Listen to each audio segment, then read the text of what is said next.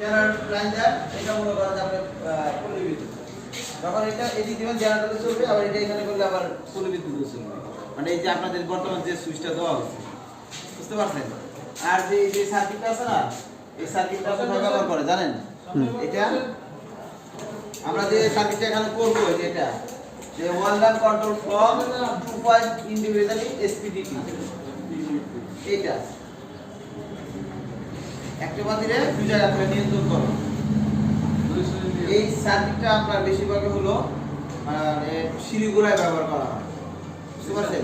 মানে আপনার আপনারা ঢুকছেন, নিচে অন্ধকার, অন করলেন, আলোটা জ্বললো, আপনি দুতলা উঠে গেছেন, দুতলা যে আবার ব্যাক আসবে নাকি বন্ধ করার জন্য, তখন আবার এই সুইচটা দিয়ে ল্যাম্পটা বন্ধ করে দিয়ে যাবে।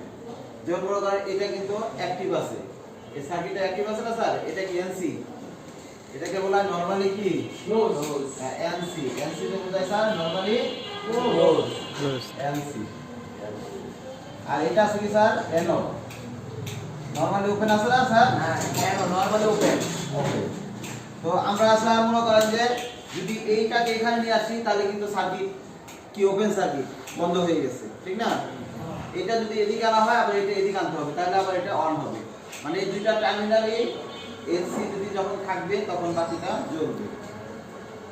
এটা নিচের দিকে এনসি করতে হবে আর এটাও এনসি করতে হবে, তাহলে আবার সম্পূর্ণ হবে।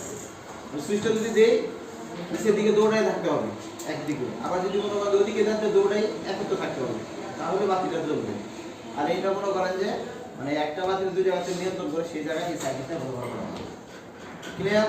তো আমরা কি করব স্যার, একদম টপে একটা 3 বোর্ড দিয়ে একটা বাল্ব প্রোডাকশন, তারপরে কি চ্যানেল, তারপরে এই সুইচ বোর্ডটা লাগবে। 2 ভোল্টের সুইচ বোর্ড আছে না, 2 ভোল্টের সুইচ বোর্ডে এই যে এসপি ডিটি সুইচটা লাগাবেন, ঠিক আছে?